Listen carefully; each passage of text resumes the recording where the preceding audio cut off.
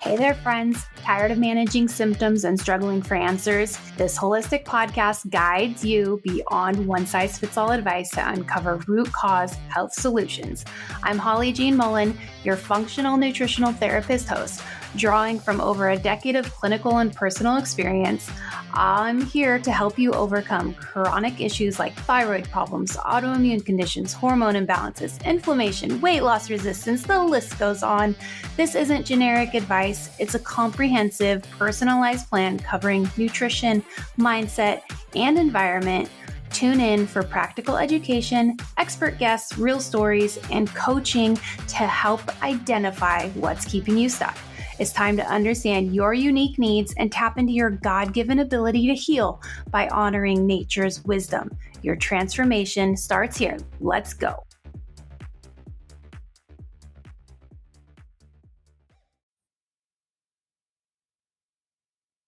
All right. Hello. Welcome. Happy 2025, guys.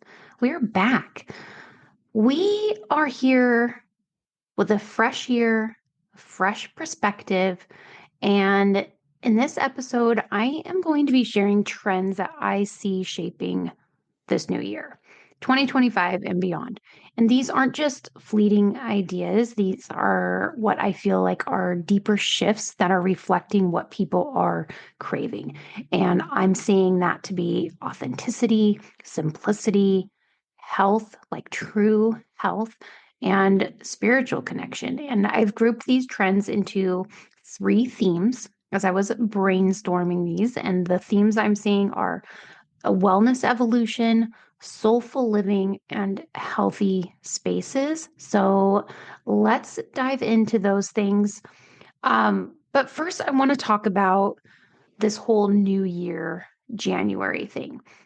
The new year wasn't always in January. In the Bible, in ancient times, the new year begins with the first new moon of the spring, and that has been 14 days before Passover. And that is described in Exodus. And it makes sense because it's a beautiful reflection of God's design. One, it's aligning with the natural cycles of the earth.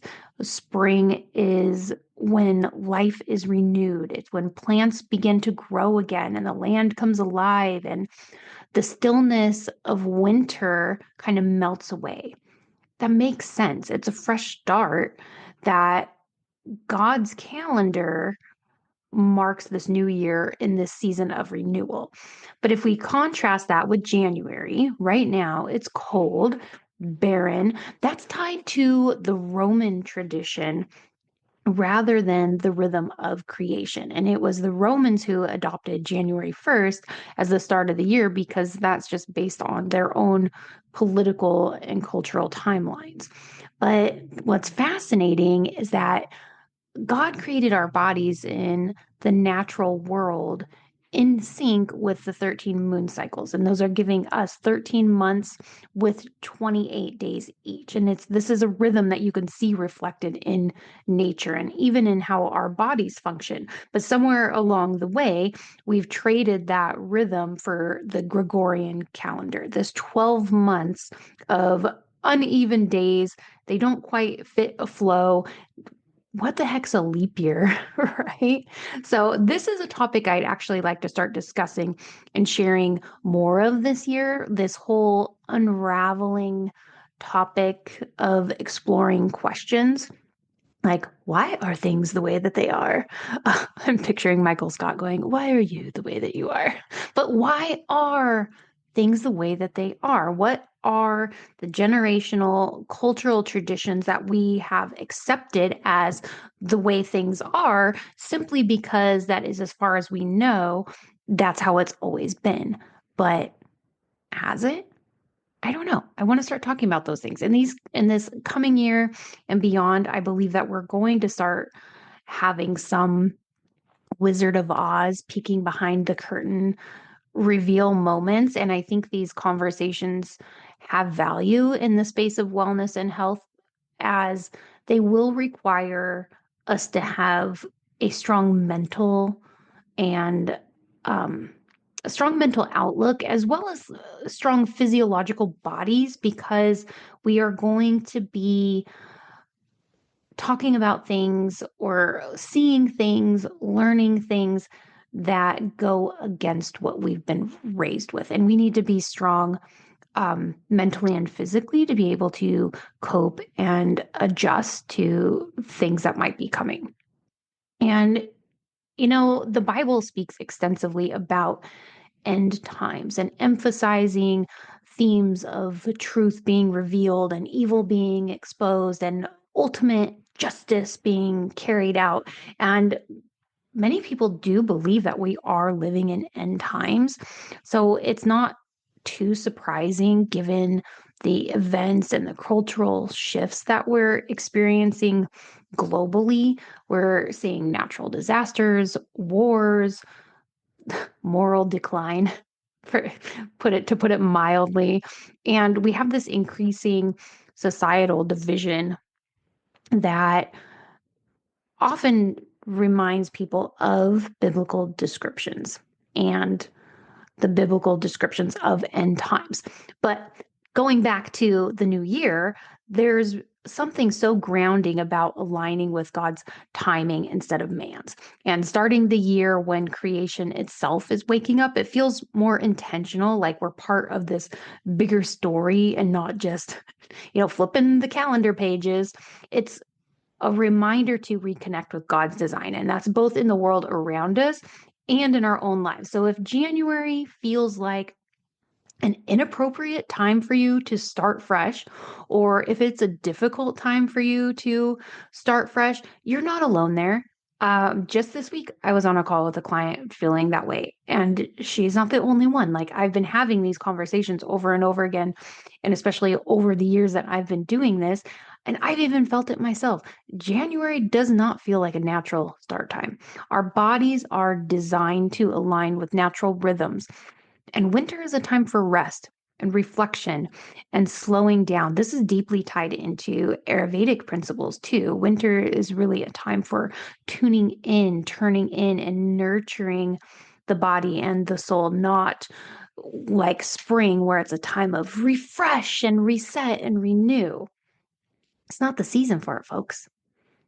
Think about it. The earth is quiet. Our animals are in hibernation. Not all of them, but the hibernating ones are. And the days are short. It's a natural pause. It's not the ideal moment to be pushing ourselves into high gear with a bunch of ambitious resolutions or a long checklist of things that you want to accomplish. This is not the time to start tackling all those major life changes. Now, if you want to, if this time of year does that for you, by all means, carry on, my friend. But if it doesn't feel right for you, that's fine. That's totally fine. Don't worry about it. Wait until the spring. And this really ties beautifully into one of the trends that I see happening.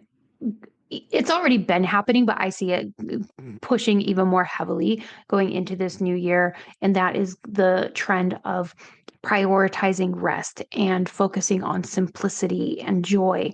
And people are really finally recognizing the importance of honoring these slower phases rather than resisting them. And instead of forcing productivity or change right smack in the dead of winter, they're leaning into this simplicity and just allowing space for rest. And this is a practice that can actually create more sustainable path um, for growth later in the year, I believe, by taking this time of rest. So honoring your body's need for rest and slowing down can be a deeply spiritual act, if you want it to be. It could also just be a time to allow yourself to reconnect with you and your faith and what's important to you and the people that you love. So if January feels like a false start, then let it be. Lean into the season of winter as a time to reflect and recharge. And when spring comes, if you're feeling more naturally aligned with the renewal that's happening all around you, then gung ho, my friend. This approach here isn't really about following trends. It's about just returning to authenticity, right? And God's already written that into the rhythm of our life so we can just embrace it. So with that, let's actually get down to what I want to talk about and talk about what I see happening this year. So, like I said, I'm seeing three kind of like buckets of where I'm lumping these. So, wellness evolution is where I will start. And people are really kind of rethinking what wellness means. We're moving away from mainstream noise and embracing more um, deeper, more personal approaches to our health. And this includes tuning into the body and mind in ways that we really haven't done before. And one of those ways is frequency healing. There is a growing awareness of energy and vibration as tools for physical and emotional healing. And I think this has traditionally been thought of as new age, modalities like sound baths or PEMFs, the pulsed electromagnetic field therapy, other frequency based tools. Those are gaining more traction and losing the stigma of new age. And I know this can still maybe sound like woo woo to a lot of you. So just hear me out. I'm going to encourage you to just kind of listen with an open mind because there is a growing awareness of this energy and this vibration as I mentioned. And it's not just trendy, it is, I believe, rooted in how we were designed and how we were designed to interact with the world around us. Things like sound baths and the PEMFs, they they work. That's why they're gaining traction. They work. They work with the natural energy systems of our body to promote healing. They reduce stress, they restore balance. What's incredible is that these things, they're not new age. They're just part of that design. Um, if you think about how everything around us is a frequency or an energy. Like that's why we have things called grounding and forest bathing, and just being in nature is so healing and relaxing and restorative because we're hearing the sound of the wind, hearing the chirping of birds, we are feeling the earth or the grass on our feet. Those are all designed with certain frequencies, and those frequencies are very healing to our bodies. Our bodies are very receptive to them. If we look at bioresonance scanners as an example, these devices, they detect and analyze the frequencies that are emitted by your body, and they can measure that and identify imbalances. They can give more insight into what your body might be needing for areas of support. I have a device myself that I use, my BioWell, and it shows just that. It shows the energy levels of the body. And um, 9 times out of 10, it correlates very closely to the symptoms that someone is feeling too. So where they're having symptoms, let's say it's digestively, I can see that reflected on an energy scan. I can see that they're either low energy or high energy there, depending on what is going on, right? Um, and we have light frequency therapy, and this is therapy that uses specific wavelengths to support cellular health, reduce inflammation, boost mood. We are seeing red light boxes, red light panels. Those are very popular now. After I was in a car accident, I remember doing red light therapy. I had like this red light wrap device that my chiropractor and PT would use on me. The LifeWave patches, those are another tool. They work by reflecting light back into your own body. If you look through an infrared camera at night or a heat detecting camera, you can see the the heat coming off a human body, right? Just even if you're in the dark. So the patches work by reflecting that heat, that light back into your body to stimulate healing processes. none of this is artificial or none of this is contrived. It's simply using the tools God has given us in creation to support the body to heal itself. So, if we think about it in another way, God spoke the universe into existence using his voice. So, sound and vibration are fundamental to creation. So, light, too, is a gift from God. The sun provides us with energy and all forms of life on earth. We need the light for life. Our bodies are designed to respond to the healing properties, the life-giving properties of light. And these therapies are not about replacing God. Like, we're not trying to play him. They're about aligning with the natural order and using the resources that we've been given for supporting our health and well-being. And we just don't want to make idols out of them, right? We don't want to make idols out of anything. So if you're looking to an object or a device or a supplement or something and placing your trust in that one thing for your health or for your healing, like, that's the problem. Really, that's the problem. It doesn't matter what it is. That's where the problem is. Because that's not where our faith lies, right? But we are to use the tools and the resources given to us to support um, our best health.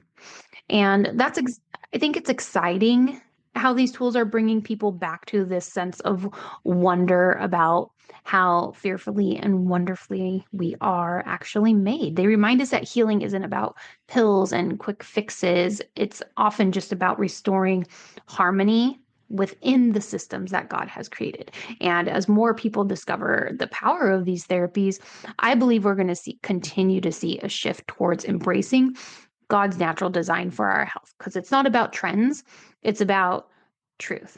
And honestly, I think that maybe there's been stigma attached to these things, or even just the perversion of healing herbs and plants and other resources by modern medicine or by the pharmaceutical industry trying to like take those things or downplay them as not working. I think that is to just kind of hide the fact that we have those things at our fingertips, that we do have the power to harness those and use those for our health. But that's not good business. So, anyways, the other thing that I am seeing is sobriety trending. There is a shift away from substances as coping mechanisms. Um, I really see sobriety as becoming a bigger focus as more people are recognizing that alcohol might not be as harmless in moderation as we've been led to believe. Like, if we're truly prioritizing overall wellness, including mental health and our mood, it makes sense that alcohol is falling out of favor, falling out of alignment with those goals, because alcohol is not just about calories, which is what I feel like in the fitness space, like, that's been the thing to avoid. We avoid alcohol because we don't need those calories. It interferes with fat burning, but it actually actively disrupts your body's ability to function optimally. And that's the truth of it. It throws off your metabolism. Um, because when you're consuming alcohol, your body stops everything else and it processes that before doing any of its cleaning processes or detoxing or cellular restoration or repair or fat burning. It's clearing that alcohol out. Alcohol consumption impacts your sleep. It prevents you from getting into that deep REM sleep that our brains and our bodies need to restore themselves.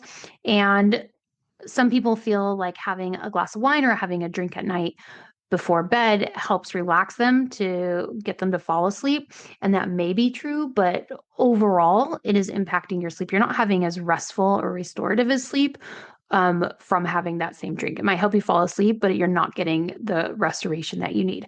And it takes a toll on your nervous system. It's going to keep you in a state of stress long after you've had that drink. And just from a mental health perspective, alcohol we know is a depressant. It can mess with your brain chemistry. It's going to give you that temporary, fun, relaxed feeling, but then it's followed by a release of stress hormones. And it can be disrupting to your neurotransmitters. It's going to maybe leave you feeling anxious, irritable, low. If you're someone who's already working on trying to balance your mood, your stress, and your hormones, alcohol is literally going to be undermining those efforts.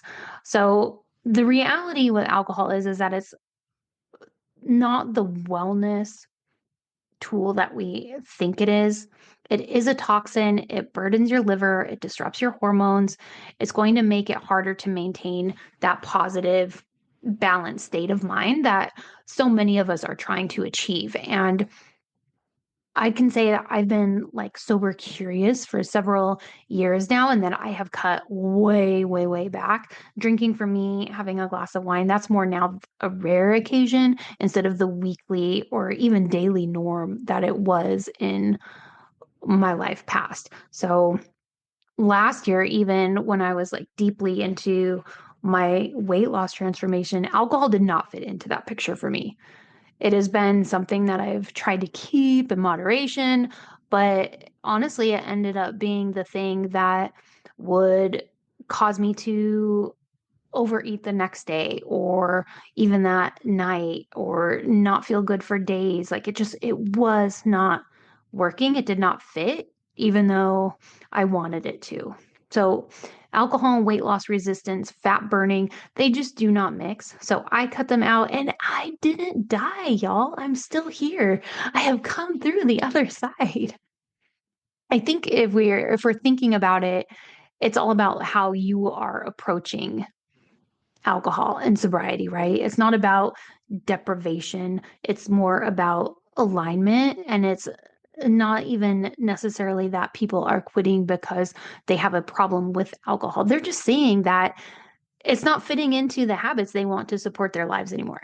You can ask yourself the question, does this habit or this practice of consuming alcohol, does this support the life that I'm trying to create?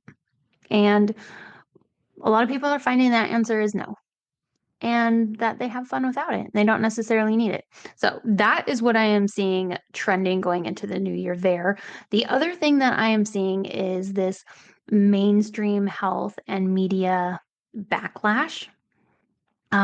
If anything good came out of the 2020 pandemic, I say it is the rise of discernment when it comes to health advice.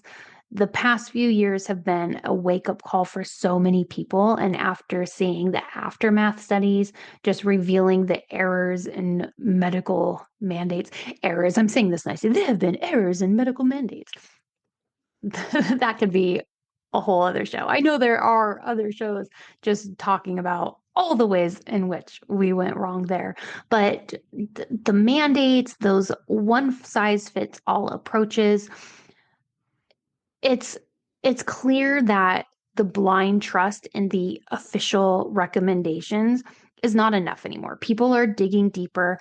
They're questioning what it truly means to be healthy, and they're no longer taking everything at face value.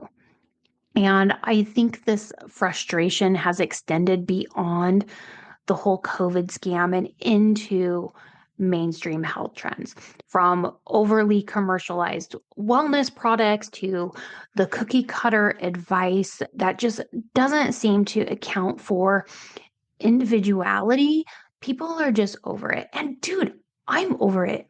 As a practitioner, I know I'm not the only one feeling this, but I'm over being told from supplement companies that their protocols are the solution. It's 100% the same pharmaceutical business model that has crossed over into functional health. And the word practitioner, that is someone who is practicing something. So we are practicing a science. We're practicing health, the biology, physiology, medicine, whatever your lane is there.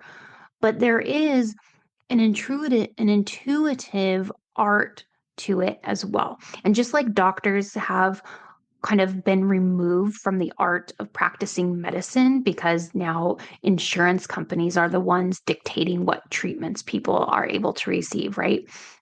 Just in that same sense, there is this long list of functional health influencers, doctors, companies.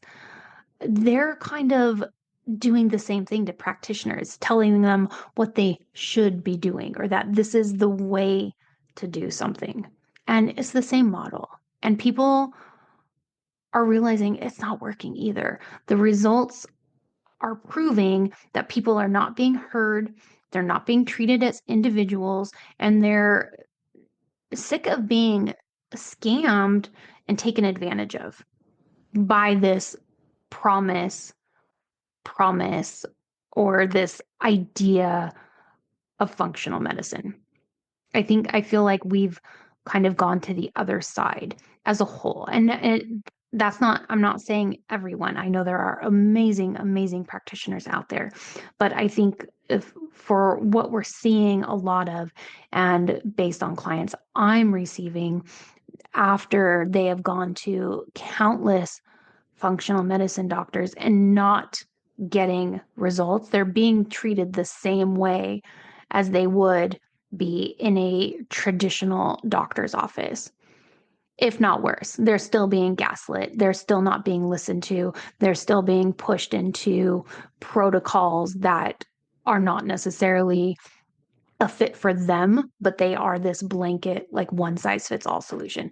Those days are ending. People are searching for solutions that feel authentic. They want solutions to be rooted in science and but also have social proof. They want to see that it's working for other people and they want to be heard and they want to be an active participant in their healing. They don't want just clever marketing. They don't want to follow just what's trending anymore. So honestly, I think it's a positive shift. I don't know if it's shifting as quickly as I would like it to, but I do see it being a shift. Health isn't about just jumping on the latest trend or buying into those fear-based tactics that we see being pushed. Like that is still a strategy that is too rampant online. But I really see people leaning into learning how to trust their body and how to understand what works for them and seeking out information that's empowering. And that's empowering for you to make the decisions for your health that are aligned with your needs and your goals. So this backlash against mainstream health and media, it's really sparked a movement towards authenticity, and people want health advice that's transparent. They want it to be nuanced and specific to them, but they also want it to be adaptable.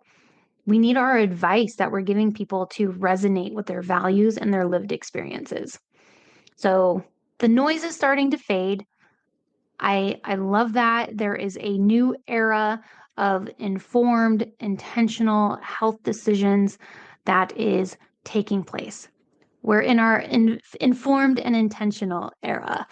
And that's something worth celebrating, I think. So I am looking forward to that. All right, in my next bucket, my soulful living category. Oh, this one is where I am really seeing like at the heart of 2025 wellness trends, I am seeing that return to what matters. And I've already touched on this. It's that authenticity, it's the simplicity, it's the spiritual connection because people want to return to that. They want to return to something that's real. After years of chasing trends, after staying busy, navigating chaos, people are shifting their focus to things that feel real and deeply personal. And it's not about what's shiny or popular anymore. It's about what resonates with our values and supports a meaningful, fulfilling life. We have seen the pendulum start to switch. I think shift. I think we went so far into the fake, fake, fake, fake, fake. Everything online is filtered and polished, and we lost that human connection. And now it's starting to kind of shift back and balance to where people just want that. So we are seeing less trends and more authenticity. People are tired of that revolving door of health and lifestyle trends. We don't care. We don't care about the latest superfood or workout craze or viral wellness hack. Like that, I almost just said the S word. That ish isn't cutting it anymore. Oh my gosh, you guys. I started getting on a little rant and you almost like saw trucker mouth Holly come out. I'm working on it. I'm not as bad as I used to be. But anyways, we aren't falling for that anymore. We are seeing this growing desire for solutions that are grounded in truth. And we want things that genuinely enhance our lives. And so this means we're stepping away from what everyone else is doing and tuning into more of what works for us as individuals. It's about creating space to listen to our bodies and our intuition and what God is calling us to prioritize. And this next one is a favorite. I think, well, actually, I think they're all favorites. It's hard for me to pick. They're all my favorites. That's why they're chosen for my show. They're on my show. Actually, if there would have been, I didn't even really look for trends that don't appeal to me. Because if I were to look for all the stupid things that are trending, I would need way more than one episode. So I was looking for the things that I see that resonated with me that I see resonating with other people. So, anyways, this last one I really like, and it is the prioritization of rest. And again, that simplicity, it's that back to basics. Like we just want more joy in our life. After years of glorifying hustle culture and busyness, I think people are realizing the value of slowing down. And there's this collective shift towards simplicity and pairing paring back the noise, focusing on what brings us joy and what makes us feel good and calm, what makes us feel balanced. Whether it's through setting better boundaries, choosing fewer but higher quality commitments and higher quality relationships, or if we're just learning how to say no, the focus is on creating a life that feels more sustainable, more peaceful, and one that we want to be a part of, not one that we feel like we have to rush through to get to retirement or even more short term just try to get through the weekend. Like we're looking for making a life that we can enjoy and not just weekends and vacations.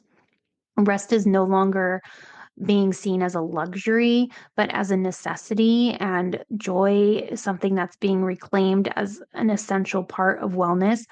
And this might even just be more specific to the US, because I know there are other cultures that do still value the slower pace. Um, and so this might not be applicable to everyone on a global scale, but I really see it happening here. And the other thing I'm seeing is just a return to God and a strengthening of the church, even. And this could be perhaps like the most powerful one, but I also think it's the quietest trend of all. And it's this spiritual awakening that I feel is happening right now. And more people are seeking purpose and connection through faith and returning to God. And they're finding a renewed sense of belonging within the church. And this is something that I see kind of like springing up just more so in the last year. And I think it's going to get stronger. And after years of societal disruption, uncertainty, distrust, there's this longing for something that's greater, something that's unshakable. We're longing for a foundation of truth and hope and community. And it's not so much about just checking that box of, yes, I go to church or going through the motions.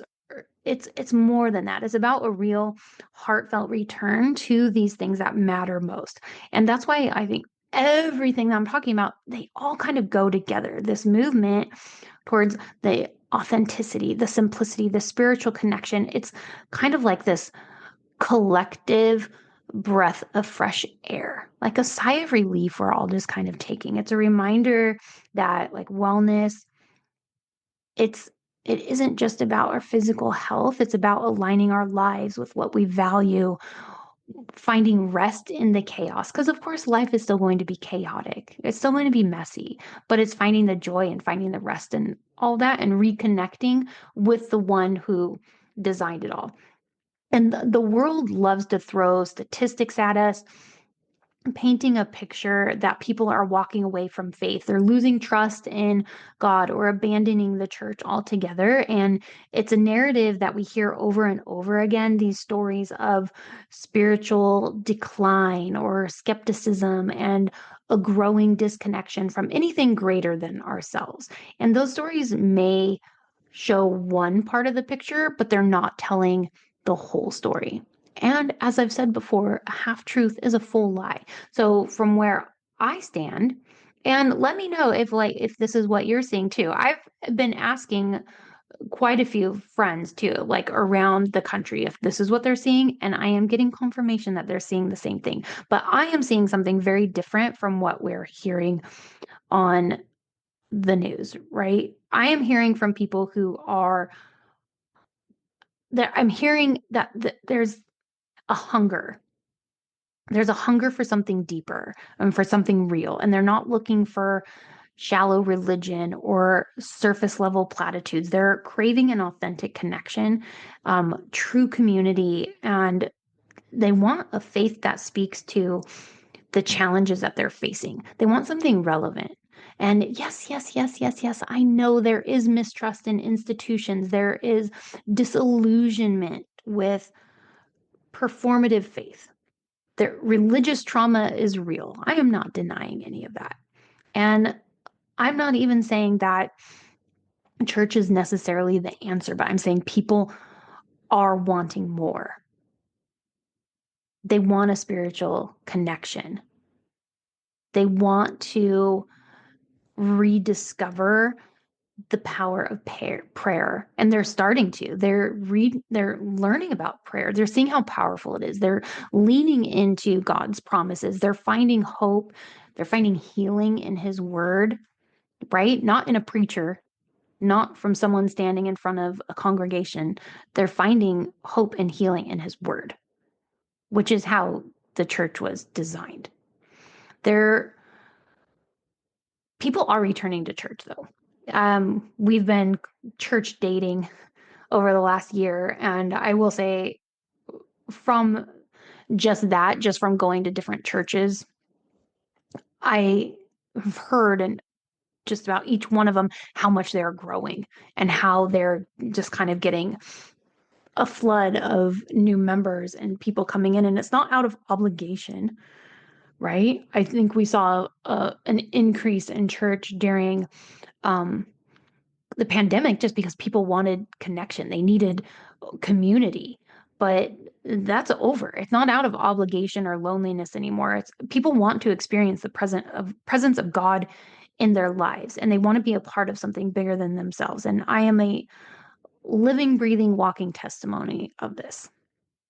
So what I'm seeing, I think, is a reminder that God is still at work, and even in a world that seems increasingly satanic, chaotic, disconnected, I see his spirit is moving and that people are coming back. And it's not just for a religion checklist, but to um, just find more source and be connected to source and truth and purpose.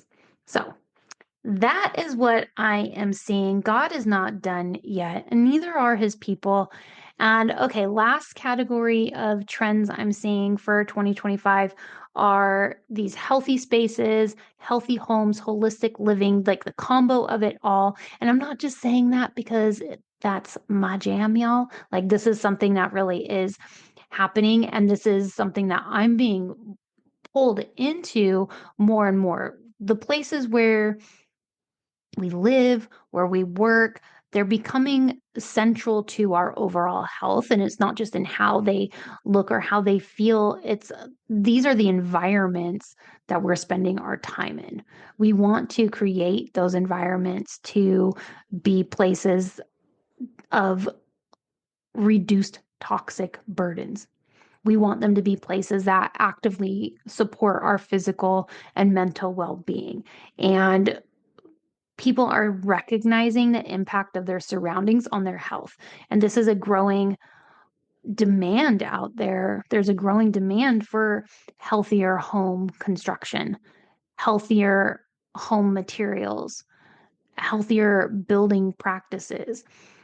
Remote work has become one of the staples from the whole COVID thing, right? It is one of the lasting changes that hung on. Thankfully, it was not the masks, right? I like that it's the remote work and not those stupid masks. But remote work over these last few years has really reshaped our lives, because before the pandemic, remote work was more of a perk than the norm. It was often just limited to tech companies or freelance roles. But when we were forced to change everything, when we were forced to shut down and stay home, businesses realized something kind of surprising. And that's, for many roles, work can be done just as effectively, if not more so, outside of the office. And that actually saves businesses money in a lot of ways. But on the other side of that, poor air quality, hidden toxins, inadequate lighting. These are things that can impact everything from our focus to our energy, to our sleep, and our overall well-being. And so people are starting to pay attention to that. As we've adapted to this new way of living and working, creating spaces that support our physical and mental health in those environments, it's no longer a luxury. It's now something that, okay, we need to take care of this. Like, this is something that needs to be addressed, because our homes aren't just where we live, like where we get a roof over our head. We don't just come here to like eat meals and sleep. Like, we're actually living in our homes. Like, we are doing life in our homes now, and people want to thrive in their homes. So I'm seeing an increased demand for healthy home construction, materials, because we're waking up to the reality that the materials and systems that are currently in our homes, like the paint on the walls, the flooring, the air that we breathe, those things can all um, either enhance or harm our health. And there's an interest in non-toxic building materials, better air, better water filtration, air filtration, um, and design, even in building design, things that optimize natural light and ventilation. The idea, of course, is like we would love to have beautiful space, but we also want to have a space that is nourishing to our body and mind. So if we think about it, our homes should be our sanctuaries. They shouldn't be sources of stress or harm, but we do have things that can harm us, like VOCs, those volatile organic compounds, mold, EMFs, poor air quality, poor ventilation. These are things that can impact everything from our sleep to our energy, as I said, but also, even more than that, it can impact your weight. It can impact your balance. It can impact your mental clarity and focus. So these are things that we are needing to address.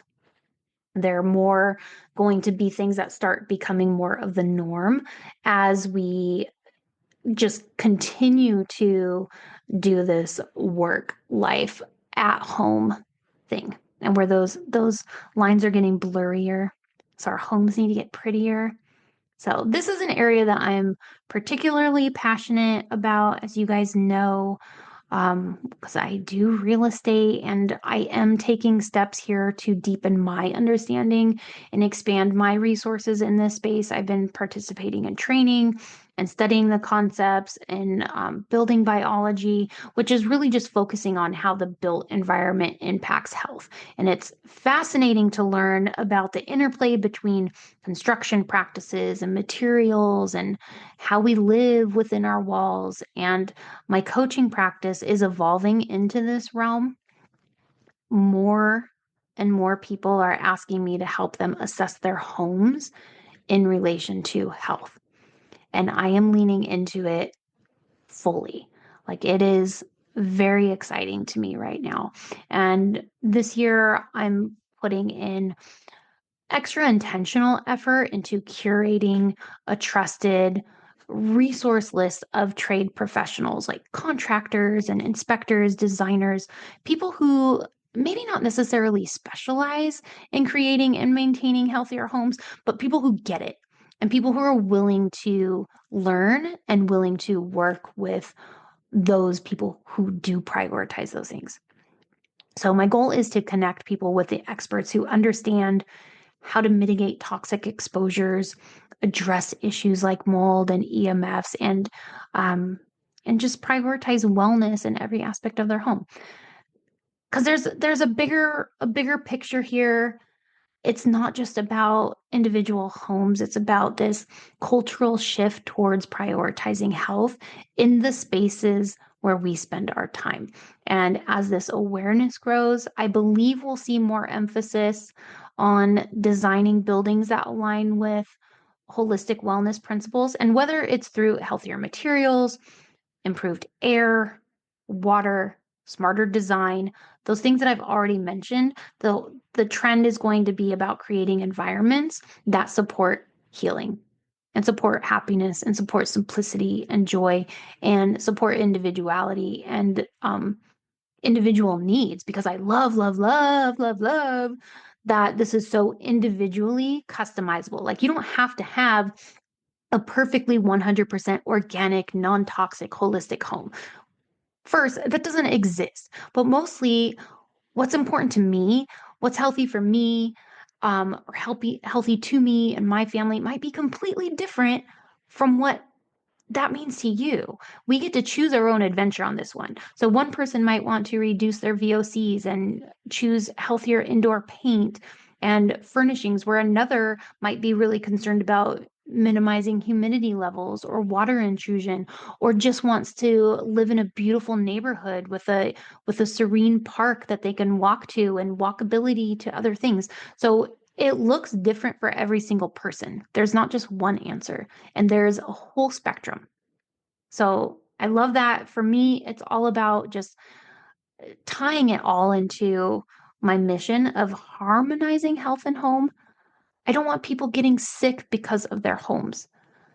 It's been over a decade long journey experience for me of working with people where I'm just hearing story after story after story from clients who are getting sick from either the products they're using, the homes they're living in, bad medical advice that didn't take into account individuality. And so this is an exciting time for me because I see that changing. So whether I'm working with a real estate client or guiding someone through a detox protocol, I am seeing the home as a key piece of the puzzle, and it's exciting to be a part of that movement and to help others create spaces that reflect their values and that actively support their well-being. So, with that, these are the trends that I'm seeing. They aren't just about what's in this year. I really do see them as part of a larger shift, aligning our lives with what really matters. And whether it's healing through energy or embracing rest and joy, creating healthier spaces, 2025 is about stepping into authenticity, stepping into faith, and stepping into a more intentional way of living. So, what do you think? Am I on base with this one? Am I off base? Are you seeing these shifts too? I'd love to continue this conversation. So, share your thoughts with me. I will be on Instagram. You can actually, on Spotify, there is a feature where you can text me directly through this episode. You can send me a text with a button from this episode if you are a Spotify user. So let me know what you're thinking. I'm curious. And just to wrap it up on both like a personal and business note, like I know I've already said it, but I just want to say it again. I'm just excited for this year. I feel a strong positive shift within myself and within the world around me. And it's an energy that feels encouraging and purposeful. And I am feeling that even though everything that I'm seeing is saying the opposite. Like I am seeing so much doom and gloom. And that's just not what I'm feeling inside. So I believe that change is coming for the good, and it inspires me to keep growing. And so I'm encouraged by the direction of the podcast. I'm encouraged by the direction of my business. And I'm really grateful for the opportunity to evolve in my business and in this podcast, like alongside you. So thank you for being here. I hope that you have things in your life that spark excitement right now. I hope that you are feeling hopeful for the year ahead, feeling optimistic, because as we step into this new year with hope and anticipation, like I just want to leave you with a verse that's been on my heart. And I think it kind of perfectly captures the peace and the joy that I'm praying for us all in 2025. And that is Romans 15:13. May the God of hope fill you with all joy, peace, as you trust in him, so that you may overflow with hope by the power of the Holy Spirit. So, with that, I will close out this episode. Thank you for joining me. I will see you next time. Thanks for listening to Real Health Transformations. I appreciate you joining me. If you found value in what we covered today, I'd be grateful if you could leave a review on your podcast platform of choice. It really helps spread the word and just helps me get the show out to more people and lets more people find us. And if you'd like to submit a question for me to answer on a coaching episode or to apply to be a live guest on a coaching episode, check out the show notes on how to contact me for that. The show is for educational and entertainment purposes only and is not intended as medical advice. As always, please consult your trusted doctor or medical professional before making health and lifestyle changes. I'll catch you next time on Real Health Transformations.